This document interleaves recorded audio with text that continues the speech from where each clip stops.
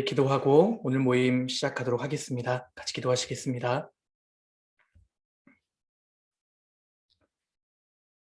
거룩하시고 자비로우신 우리 아버지 하나님 참으로 감사드립니다. 저희를 구원해 주시고 또 주님의 귀한 자녀로 삼아 주시며 감당할 수 없는 은혜를 베풀어 주심을 감사드립니다. 저희를 끝까지 버려두지 아니시고 늘 함께 하시고 주의 몸된 교회 가운데에서 능력의 말씀과 또 성령을 공급받을 수 있게 해주신 것 감사드립니다. 역사의 마지막 때를 살고 있습니다. 주님 오시는 날 저희 모두 부끄럽지 않은 모습으로 설 수 있도록 도와주시고 주님이 기뻐하시는 일을 행하다가 주님 얼굴을 배울 수 있도록 인도해 주옵소서. 우리 문서선교부 형제 자매님들, 육신의 건강이 편치 않으신 분들 주께서 일일이 붙들어 회복해 주시고 또 신앙의 어려움 가운데 갈등 가운데 있는 분들 또한 있다면 주께서 변치 않는 사랑으로 붙들어 일으켜 세워주시기를 간절히 기도드립니다. 오늘 문서 선교부 또 전체 모임을 시작하는 시간입니다. 모임의 시종도 오직 주께 부탁을 드립니다. 저희를 통해서 더 많은 사람들이 구원을 받고 주의 뜻이 나타나기를 또 간절히 기도드립니다. 저희를 언제나 사랑하시는 예수님 이름으로 기도드렸습니다. 아멘. 예, 우리 성경 같이 찾겠습니다. 사무엘하 19장입니다. 사무엘하 19장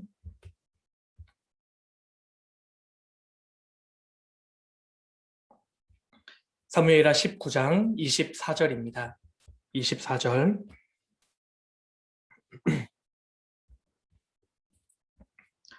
네, 24절부터 제가 읽겠습니다.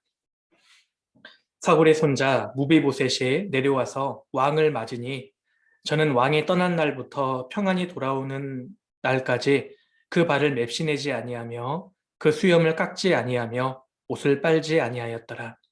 예루살렘에서 와서 왕을 맞을 때 왕이 저에게 물어 가로되 무비보셋이여 내가 어찌하여 나와 함께 가지 아니하였더뇨. 대답하되 내 주 왕이여 왕의 종 나는 절뚝발이이므로 내 나귀의 안장을 지워 타고 왕과 함께 가려 하였더니 나의 종이 나를 속이고 종 나를 내 주 왕께 참소하였나이다. 내 주 왕께서는 하나님의 사자와 같으시니 왕의 처분대로 하옵소서. 예, 됐습니다. 오늘은 사무엘하 19장과 9장 그 말씀을 중심으로 무비보셋에 대해서 같이 한번 생각해보고 교훈을 받아볼까 합니다. 아시는 대로 무비보셋은 사울 왕의 손자 그리고 요나단의 아들이었습니다. 그는 로드발이라는 황량한 시골에 숨어 살던 사실 절뚝발이었습니다. 왕권이 바뀌면 그 전에 왕가는 숙청되는 것이 관례였습니다. 무비보셋은 사울 왕의 후손이었기 때문에 다윗에게 잡히면 죽는다고 생각했습니다. 그래서 한때 왕자였던 그가 로드발이라는 곳에서 숨어 살았습니다. 그는 늘 불안했을 것이고 평안이 없었을 것입니다. 그런데 다윗은 수소문에서 무비보셋을 찾아냅니다. 그리고 그를 궁궐로 불러들였습니다. 그 내용이 사무엘하 9장에 나옵니다. 사무엘하 9장을 넘겨보시겠습니다. 사무엘하 9장 사무엘하 9장 3절입니다. 왕이 가로되 사울의 집에 남은 사람이 없느냐 내가 그 사람에게 하나님의 은총을 베풀고자 하노라. 시바가 왕께 고하되 요나단의 아들 하나가 있는데 절뚝발이니이다. 왕이 저에게 묻되 그가 어디 있느냐 시바가 왕에게 고하되 로드발 암미엘의 아들 마길의 집에 있나이다. 여기 다윗 왕이 사울의 집에 남은 사람이 없느냐 그렇게 물었는데 그 요나단의 아들 하나가 있는데 절뚝발이니이다. 무비보셋은 몰락한 왕가 사울 집안에서 태어났습니다. 사울은 하나님을 사실은 대적하고 다윗을 죽이려고까지 했던 사람입니다. 무비보셋은 패망한 왕조의 후손, 그리고 심지어 다윗에게는 원수의 손자이기 때문에 죽어야 마땅한 운명이었습니다.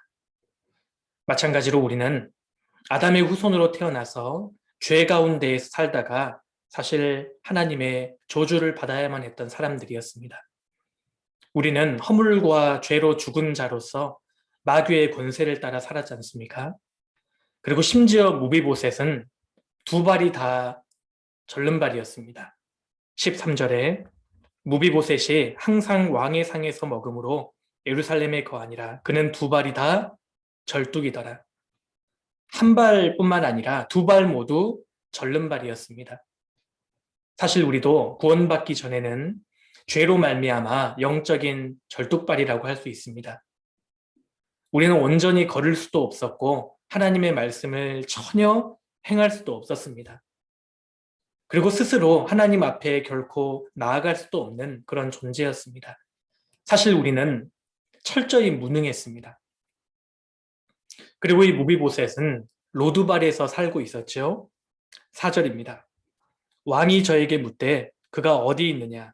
시바가 왕에게 고하되 로드발 암미엘의 아들 마길의 집에 있나이다.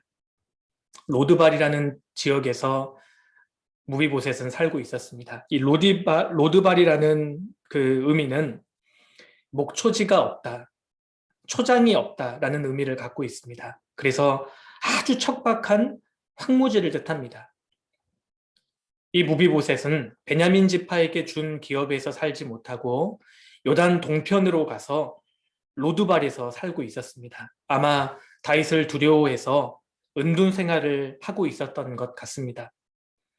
우리 역시 마찬가지였습니다. 우리는 소망이 없는 로두발이라는 이 세상에서 하나님을 두려워해서 숨어 살았습니다. 사실 로두발에 있던 무비보셋의 모습은 우리 각자의 모습이었다고 할 수 있습니다. 몰락한 왕가에서 태어나서 그것도 두 발 다 저는 절뚝발이, 그리고 로드발에서 소망이 없는 그곳에서 숨어 살던 비참한 운명이 무비보셋이었습니다. 그런데 그 비참한 그에게 어떠한 은혜가 주어지는지 5절부터 나옵니다. 5절, 다윗 왕이 사람을 보내어 로드발 암미엘의 아들 마길의 집에서 저를 데려오니 사울의 손자 요나단의 아들 무비보셋이 다윗에게 나와서 엎드려 절하매 다윗이 가로되 무비보셋이여 하니 대답하되 주의 종이 여기 있나이다. 이 5절을 보면 다윗 왕이 사람을 보내어서 무비보셋을 찾기 시작합니다. 이것이 은혜입니다. 우리가 먼저 하나님을 사랑한 것이 아니라 하나님이 먼저 우리를 사랑해 주셨습니다. 죄인은 스스로 하나님을 찾을 수 없습니다. 그런데 먼저 하나님이 죄인을 찾아오신 겁니다. 아담아, 내가 어디 있느냐? 라고 부르시는 하나님의 모습이라고 할 수 있습니다. 로드발이라는 황량한 세상에서 불안과 두려움, 열등감 속에서 하나님과 원수가 되어 있는 비참한 인생을 하나님께서 먼저 찾아오신 겁니다. 그리고 7절에요. 다윗이 가로되 무서워 말라. 내가 반드시 내 아비 요나단을 인하여 내게 은총을 베풀리라. 내가 내 조부 사울의 밭을 다 내게 도로 주겠고 또 너는 항상 내 상에서 먹을지니라. 다윗은 두려워하고 있는 무비보셋에게 두려워 말라, 무서워 말라 그렇게 말씀하시고 은혜를 베풀었는데 무비보셋에게 은혜를 베푼 이유는 무비보셋의 행실이 훌륭하기 때문이 아니었습니다. 내가 반드시 내 아비 요나단을 인하여 내게 은총을 베풀리라. 다윗이 요나단과 맺은 언약 때문이었습니다. 이것이 우리에게 큰 교훈을 줍니다. 우리도 나 자신의 공로로 구원을 받은 것이 절대 아닙니다. 내가 주님 앞에 내세울 만한 어떠한 공적이 있었기 때문에 하나님께서 나를 받아주신 것이 아닙니다. 오직 그리스도의 공로를 인하여 하나님께서 우리에게 은혜를 베풀어 주셨습니다. 요나단을 인하여, 그리스도를 인하여, 유월절 어린 양의 피로 인하여 이스라엘 백성들에게 은혜가 임했던 것처럼 십자가에서 맺어진 그리스도의 언약으로 하나님께서 우리에게 은혜를 베풀어 주셨습니다. 그리스도께서 달리신 십자가에서 흘리신 그 피로 인해서 하나님께서는 우리에게 내리셔야만 했던 저주와 심판을 거두셨습니다. 내가 반드시 내 아비 요나단을 인하여 내게 은총을 베풀리라. 사실 이 말씀은 우리에게 주신 선언입니다. 내가 반드시 예수 그리스도를 인하여 내게 은총을 베풀리라. 우리가 은혜를 받았고 또 지금도 받고 있는 근거는 주 예수 그리스도의 희생입니다. 그 일방적인 언약 때문에 우리가 은혜를 받은 것입니다. 요나단을 인하여 언약 때문이었습니다. 그리스도를 인하여. 그리고 7절에 중반절에 내가 내 조부 사울의 밭을 다 내게 도로 주겠고 또 너는 항상 내 상에서 먹을지니라. 다윗은 무비보셋의 재산과 신분을 완전히 다 회복시켜 주었습니다. 그는 잃어버린 재산과 잃어버린 왕자의 신분을 도로 찾았지 않습니까? 그는 더 이상 황량한 로드발에서 살 필요가 없고 날마다 왕의 식탁에서 먹게 되었습니다. 가련한 절뚝발이를 무조건적으로 왕의 식탁에 앉혀놓은 것입니다. 다윗은요, 두 발이 다 절뚝발이었지만 이 무비보셋을 전혀 부끄러워하지 않았습니다. 이것이 우리 모습입니다. 아담이 범죄함으로 빼앗긴 모든 권세를 예수님께서 십자가에서 승리하셔서 우리에게 다시 돌려주셨습니다. 우리가 잃어버렸던 권세와 영광을 되찾아 우리에게 돌려주셨고 심지어 하나님의 아들이라는 놀라운 신분을 우리에게 주신 겁니다. 하나님이 아들과 같이 너희를 대우하시나니 우리는 그 그리스도의 은혜로 하나님의 아들로 대접받고 있습니다. 그리고 주님은 우리가 지금 여전히 절더라도 부끄러워하지 않으십니다. 아무런 조건 없이 베풀어지는 이 은혜를 보십시오. 이것이 은혜입니다. 사무엘하 9장은 은혜의 진수를 보여줍니다. 은혜의 본질, 성경에서 말씀하시는 은혜의 진수를 보기 위해서는 사무엘하 9장을 보면 됩니다. 다윗은 무비보셋에게 엄청난 은혜를 베풀었습니다. 죽어야 할 그를 용서해 주었고 로드발에서 왕의 궁전으로 돌아오게 했고 잃어버린 모든 재산을 되찾아 주었고 왕의 가족으로 삼아서 왕의 식탁에서 먹게 했고 다윗의 왕자 중에 한 사람처럼 대우를 받게 해 주었습니다. 그래서 이 무비보셋은 그 은혜에 감당할 수 없었습니다. 그래서 이렇게 얘기하지 않습니까? 9장 8절입니다. 저가 절하여 가로되 이 종이 무엇이간데 왕께서 죽은 개 같은 나를 돌아보시나이까. 이 종이 무엇이간데 왕께서 죽은 개 같은 나를 돌아보십니까? 이것이 우리의 간증 아닙니까?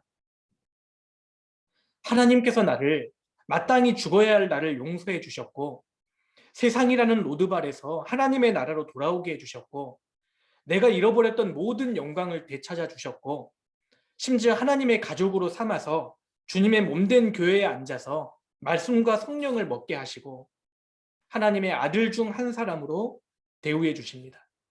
그래서 우리도 주님께 이렇게 고백합니다. 도대체 이 사람이 무엇이간데 주님께서 죽은 개 같은 나를 돌아봐 주셨습니까? 사무엘하 9장은 은혜의 절정입니다. 무비보셋이 누렸던 이 은혜는 사실 우리가 누렸던 그리고 누리고 있는 은혜와 비하면 아무것도 아닙니다. 우리는 은혜를 받은 사람입니다. 그 후에 다윗은 압살롬이 반역해서 왕위를 빼앗기고 황급히 도망갑니다.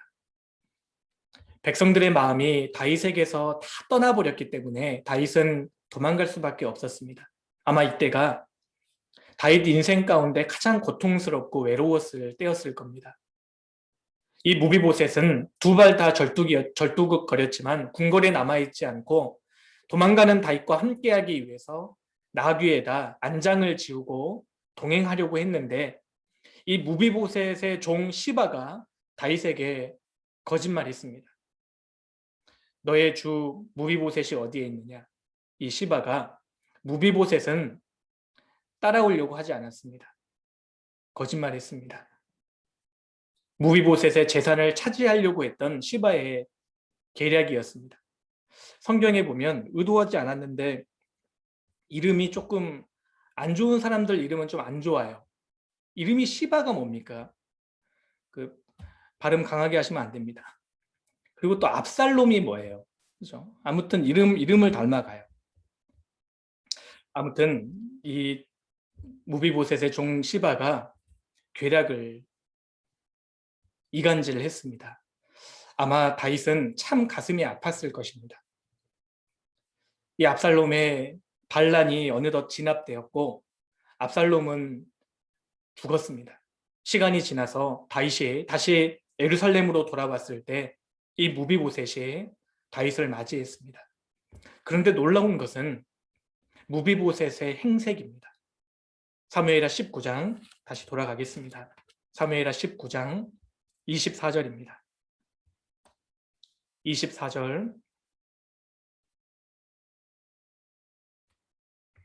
사울의 손자 무비보셋이 내려와서 왕을 맞으니 저는 왕이 떠난 날부터 평안히 돌아오는 날까지 그 발을 맵시 내지 아니하며 그 수염을 깎지 아니하며 옷을 빨지 아니하였더라.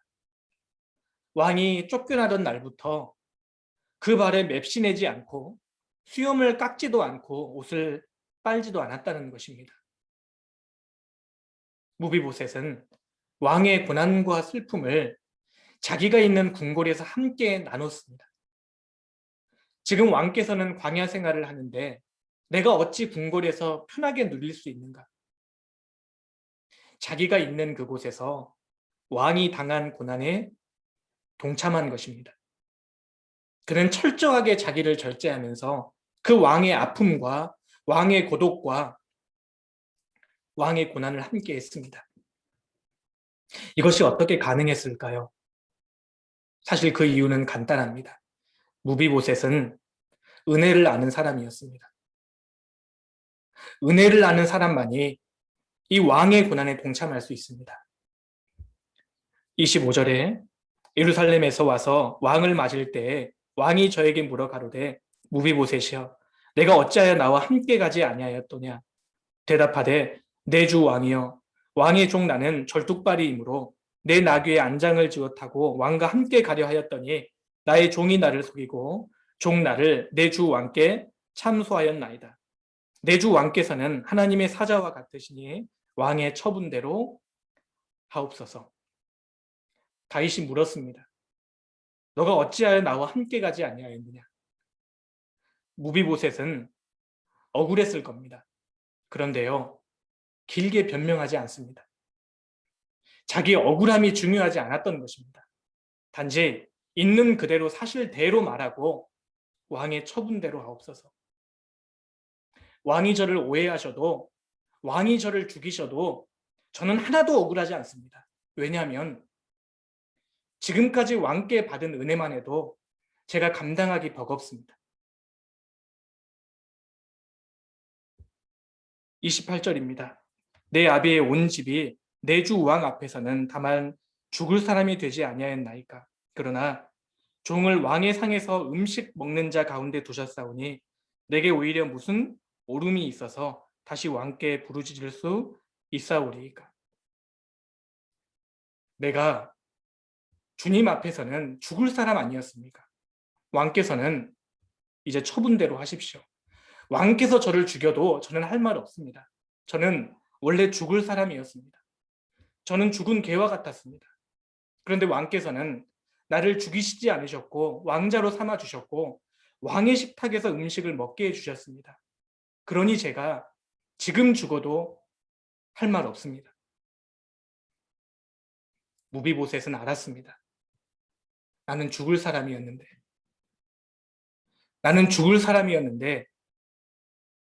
내가 왕께 감당할 수 없는 은혜를 입었습니다. 그래서 억울했지만 참았습니다. 그리고 그 왕의 고난에 기꺼이 동참했던 겁니다. 다윗이 이 무비보셋의 모습을 보고 얼마나 감동했겠습니까? 아마 다윗은 울었을 겁니다. 우리 모두는 죽을 사람이었습니다. 버림받고 심판을 받아야 마땅한 사람들이었습니다. 그런데 우리가 순전히 그리스도의 공로로 만군의 왕이신 하나님의 아들이 되어서 지금도 왕의 식탁에서 생명의 말씀을 공급받고 성령을 마시고 기쁨과 평안을 누리며 살고 있습니다. 사실 돌이켜보면 우리는 너무나 많은 것을 받았습니다. 우리가 받은 은혜는 감당하기 버거운 은혜입니다.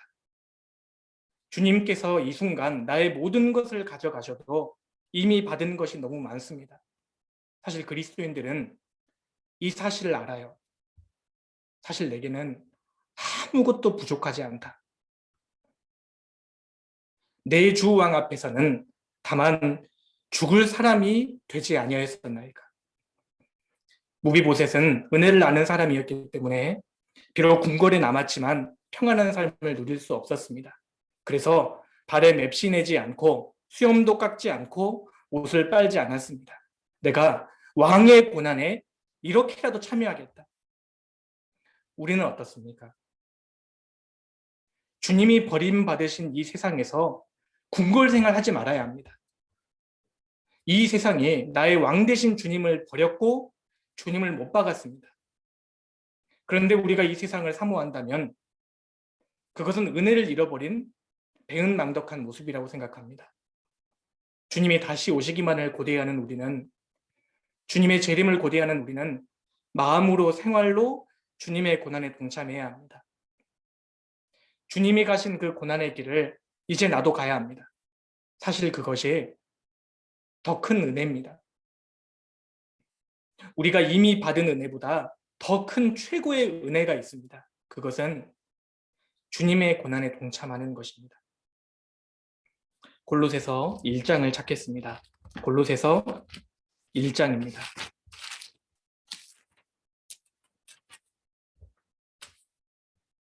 골로새서 1장 24절.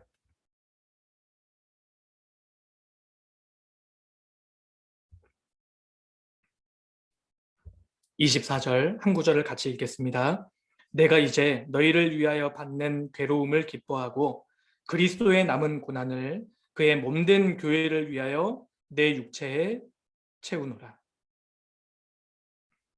내가 이제 너희를 위하여 받는 괴로움을 기뻐하고, 괴로움을 기뻐한다는 것은 이 세상에서는 경험할 수 없는 것입니다. 괴로움을 기뻐하는 사람이 어디 있겠습니까? 그러나 사도 바울은 괴로움을 기뻐했습니다. 왜냐하면 이미 받은 은혜가 있기 때문입니다. 주님께 받은 은혜가 너무나 크기 때문에 그 주님의 은혜를 전하기 위해서 받는 고난을 기뻐했다는 것입니다. 그리고 그리스도의 남은 고난을 그의 몸된 교회를 위하여 내 육체에 채우노라. 그리스도의 남은 고난이 있습니다. 예수님께서는 구원을 완성하시기 위해서 고난을 받고 십자가에 죽으셨고, 그로 말미암아 구원을 받은 교회는 이제 그 구원, 복음을 전하기 위해서 고난을 받아야 합니다. 그것이 그리스도의 남은 고난입니다. 한 사람 한 사람이 구원을 받고 교회가 세워지고, 그리고 그 교회를 정말 든든히 세우기 위한 그 모든 수고, 복음을 전하기 위해서 고민하고 인내하고 부르짖고 희생하고 그 모든 수고, 그리고 교회 안에서 주어지는 모든 봉사 가운데 협력하고 수고하는 것이 그리스도의 남은 고난이라고 할 수 있습니다. 복음을 전해서 영혼들을 건지고 교회를 세우기 위해 희생하는 것이 바로 그리스도의 남은 고난입니다. 갈라디아서 6장도 찾아보시겠습니다. 갈라디아서 6장입니다. 갈라디아서 6장 17절입니다. 17절.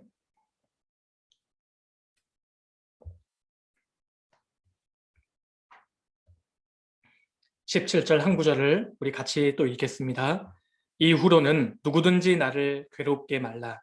내가 내 몸에 예수의 흔적을 가졌노라. 사도 바울은 예수의 흔적을 가진 사람이었습니다. 어떤 흔적이었을까요? 바울이 전도하다가 당한 상처들입니다. 고통을 당한 사람들의 외모에는 티가 나지요. 인생을 거칠고 험하게 산 사람은 외모에서도 그 힘든 삶의 흔적을 엿볼 수 있습니다. 자식을 먼저 떠나보낸 부모의 눈빛은 뭔가 다릅니다. 자식을 먼저 보낸 어머니의 눈빛을 보신 적 있습니까? 그 눈빛은 아주 깊습니다.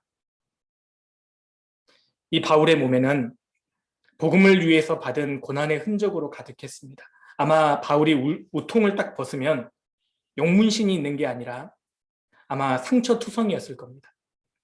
이 상처는 루스드라에서 맞은 상처고, 이 상처는 에베소 폭동 중에 당한 상처고, 이것은 착고에 당한 상처고, 바울의 온몸은 복음을 위해서 당한 고난으로 가득 차 있었습니다. 그래서 바울이 누구든지 나를 괴롭게 말라.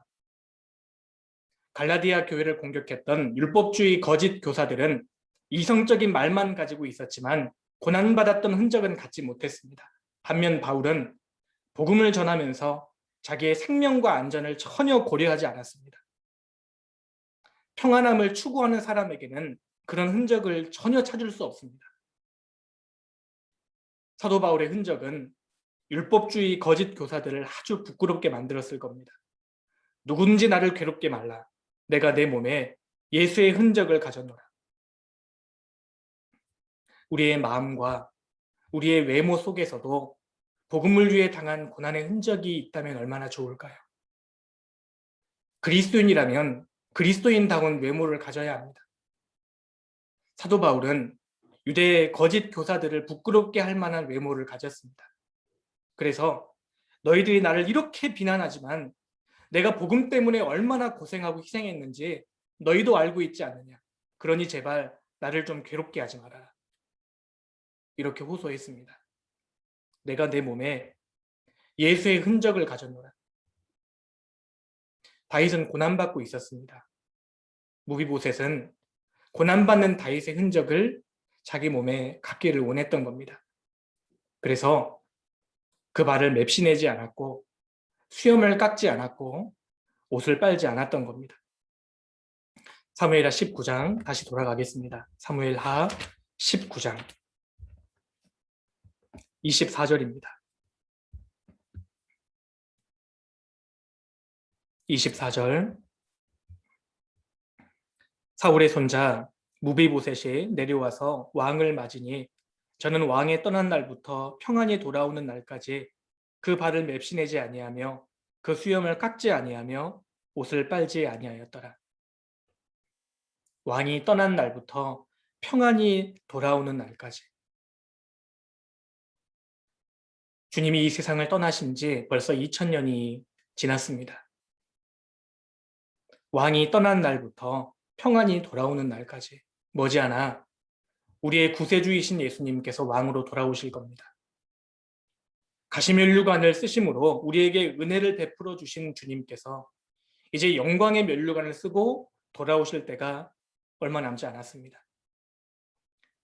주님은 이 세상에서 너무 큰 고통과 수고를 당하셨습니다.